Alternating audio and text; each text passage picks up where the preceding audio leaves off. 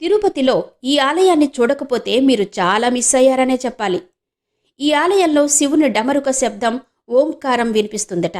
ఇక్కడే 20 అడుగుల ఎత్తు నుండి హోరుమంటూ దూకే జలపాతం, గలగలమంటూ ఉరికే గంగమ్మ తల్లి తొలిసారి భగీరథుని కోరిక మీద శివుడి జటాజూటం నుంచి ఉరుకుతూ దుముకుతున్న గంగమ్మను కళ్ల ముందు నిలిపే దృశ్యం, పాతాళం నుంచి భూమిని చీల్చుకుని వచ్చిన శివలింగం, శ్రీమన్నారాయణుని అంశతో పుట్టిన కపిల మహర్షి తపస్సు చేసిన స్థలం, శివకేశవ అభేదాన్ని చాటే ఆలయం.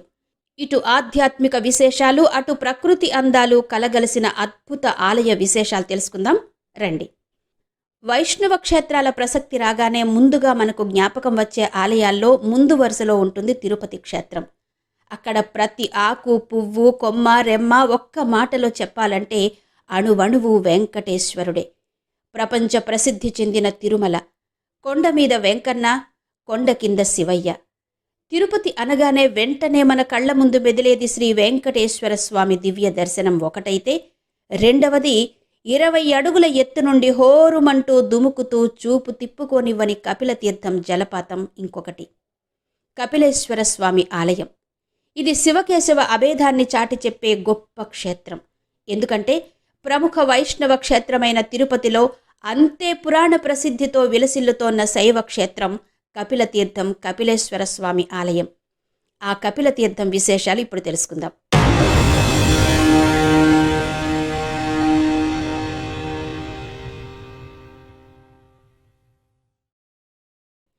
యుగ యుగాల చరిత్రను సొంతం చేసుకున్న క్షేత్రం కపిల తీర్థం.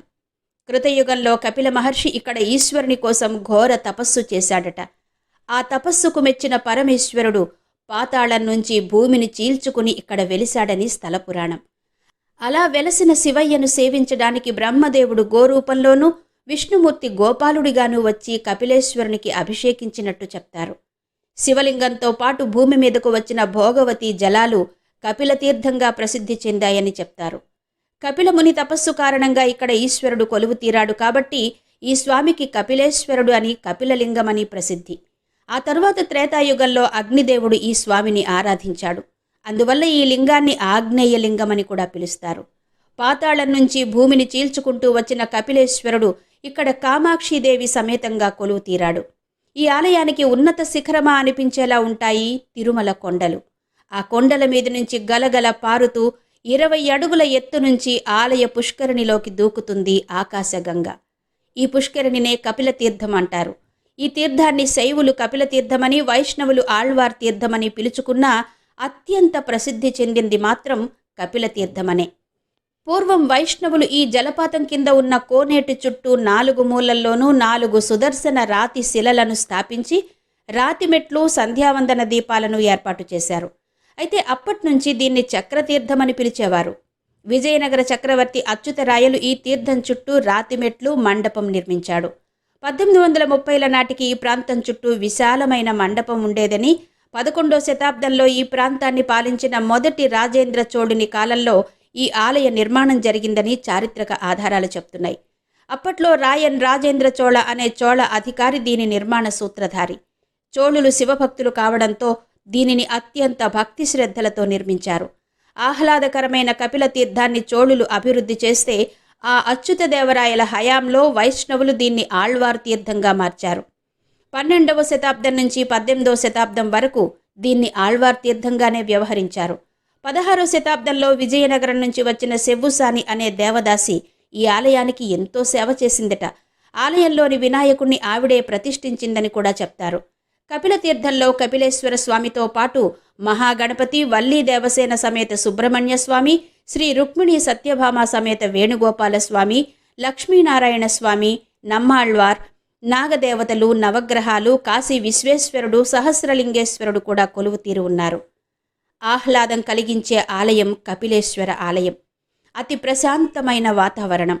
పాతాళం నుంచి పైకి ఉబికి వచ్చిన పరమేశ్వరుడు, భువి నుంచి దివికి కిందికి వస్తున్న గంగమ్మల 20 అడుగుల పైనుంచి కిందికి ఉరుకుతున్న కపిల తీర్థం జలపాతం.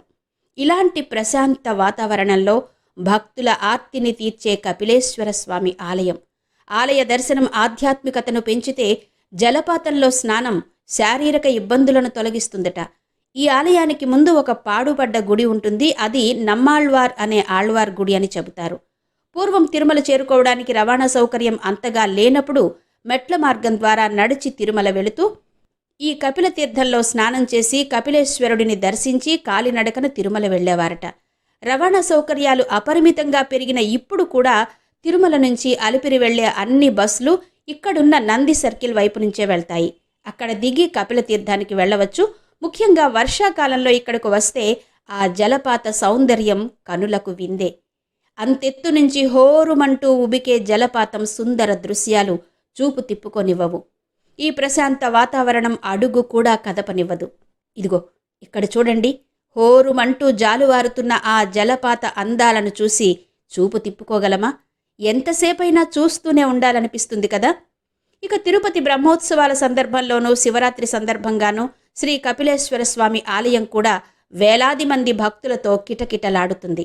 ఇక్కడ వినాయక ఉత్సవాలు, కార్తీక మాస ఉత్సవాలు, దేవీ నవరాత్రులు, కామాక్షిదేవి చందన అలంకారం అత్యంత విశేషంగా వైభవంగా జరిపిస్తారు. ఈ కపిల తీర్థం మహిమను గురించి సాక్షాత్తు శ్రీనివాసుడే వకుళమాతతో చెప్పినట్టు పురాణ కథనం.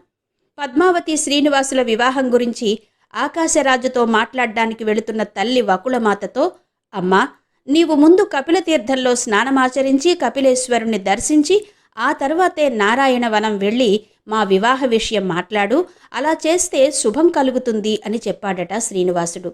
దీన్ని బట్టే ఈ కపిల తీర్థం ఎంత పవిత్రమైంది అన్న విషయం అర్థమవుతుంది.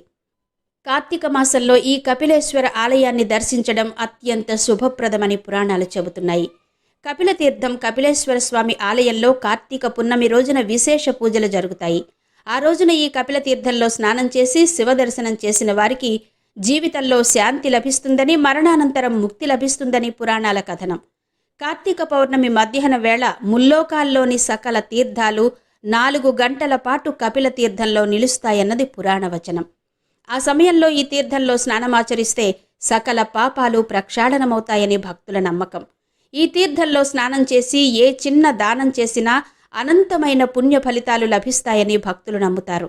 అందుకే కార్తీక మాసం ప్రారంభం కాగానే ఈ తీర్థానికి తండోపతండాలుగా తరలి వస్తుంటారు భక్తులు. కార్తీకంలో నిత్యం ఈ తీర్థంలో పుణ్యస్నానాలు చేసేవారితోనూ, పరమేశ్వరుడికి ప్రీతికరంగా దీపారాధనలు చేసేవారితోనూ కళకళలాడుతూ కైలాస శోభతో వెలిగిపోతుంది. తీర్థయాత్రలతో పాటు ఒక మంచి పర్యాటక ప్రాంతానికి వెళ్ళాలి అనుకునే వారికి ఇది అత్యంత అనువైన ప్రదేశం. ముఖ్యంగా వర్షాకాలంలో కుటుంబంతో సహా వెళితే పుణ్యం పురుషార్థం అన్నట్టుగా ఇటు ఆధ్యాత్మికంగానూ అటు పర్యాటకంగానూ కూడా చక్కటి ఎంజాయ్మెంట్ దొరుకుతుంది. తిరుపతి బస్టాండ్ నుంచి సుమారు 3 కిలోమీటర్ల దూరంలో అలిపిరి మార్గంలో కపిల తీర్థం ఆలయం ఉంది. తిరుపతి బస్టాండ్ నుంచి కపిల తీర్థానికి టీటీడీ బస్సులు తిరుగుతూ ఉంటాయి. ఇందులో ఉచితంగానే ప్రయాణం చేయవచ్చు. అదేవిధంగా ప్రైవేట్ వాహనాలు, ఆటోలు కూడా ఉంటాయి. మదనపల్లి, చిత్తూరుల నుంచి తిరుపతి వచ్చే బస్సులు ఈ ఆలయం మీదుగానే వస్తాయి. ఇక్కడ దిగి కపిల తీర్థాన్ని చేరుకోవచ్చు.